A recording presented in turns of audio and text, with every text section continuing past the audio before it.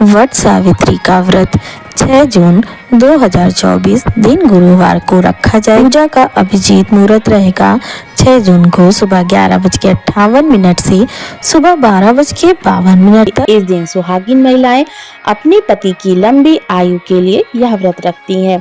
यह व्रत देवी सावित्री को समर्पित है।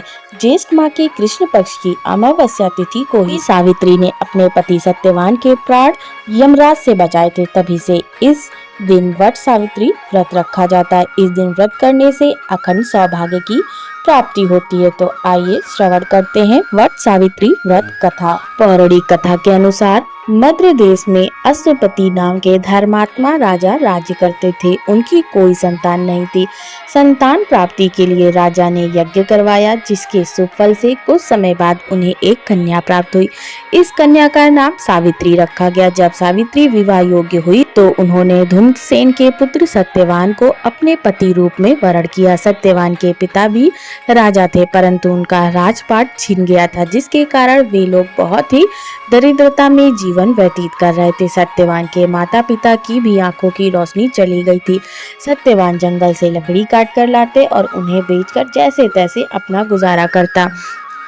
जब सावित्री और सत्यवान के विवाह की बात चली, तब नारद मुनि ने सावित्री के पिता राजा अश्वपति को बताया कि सत्यवान अल्पायु है और विवाह के 1 वर्ष पश्चात ही उसकी मृत्यु हो जाएगी। जिसके बाद सावित्री के पिता ने उन्हें समझाने के बहुत प्रयास किए, परंतु सावित्री यह सब जानने के बाद भी अपने निर्णय पर अडिग रही। अंततः सावित्री और सत्यवान का विवाह हो गया। इसके बाद सावित्री सास ससुर और पति की सेवा में लग गई।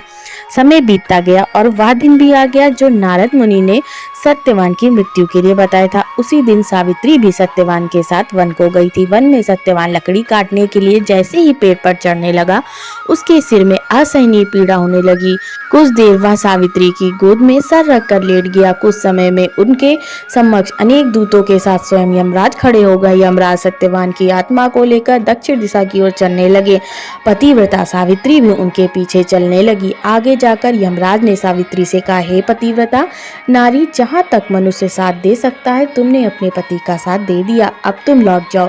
इस पर सावित्री ने कहा, जहाँ तक मेरे पति जाएंगे वहां तक मुझे जाना चाहिए, यही सनातन सत्य है। यमराज सावित्री की वाणी सुनकर प्रसन्न हुए और उनसे 3 वर मांगने को कहें। सावित्री ने कहा, मेरे सास ससुर अंधे हैं, उन्हें नेत्र ज्योति दे। यमराज ने तथास्तु कहकर उसे लौट जाने के लिए कहा और आगे बढ़ने के लिए, किंतु सावित्री यम के पीछे ही चलती रही। यमराज ने प्रसन्न होकर पुनः वर मांगने को कहा। सावित्री ने वर मांगा, मेरे ससुर को खोया हुआ राज उन्हें वापस मिल जाए। इसके बाद सावित्री ने यमदेव से वर मांगा, मैं सत्यवान के 100 पुत्रों की मां बनना चाहती हूँ, कृपा कर आप मुझे यह वरदान दे। सावित्री की पति भक्ति से प्रसन्न होकर यमराज ने सावित्री को तथास्तु कहा। जिसके बाद सावित्री ने कहा कि मेरे पति के प्राण तो आप लेकर जा रहे हैं, तो आपके पुत्र प्राप्ति का वरदान कैसे पूर्ण होगा। तब यमदेव ने अंतिम वरदान को देते हुए सत्यवान की जीवात्मा को पास से मुक्त कर दिया। सावित्री पुनः उसी वट वृक्ष को लौटी तो उन्होंने पाया कि वट वृक्ष के नीचे पड़े सत्यवान के मृत शरीर में जीव का संचार हो रहा है। कुछ देर में सत्यवान उठकर बैठ गया। उधर सत्यवान के माता पिता की आंखें भी ठीक हो गई और उनका खोया हुआ राज्य भी वापस लौट आया।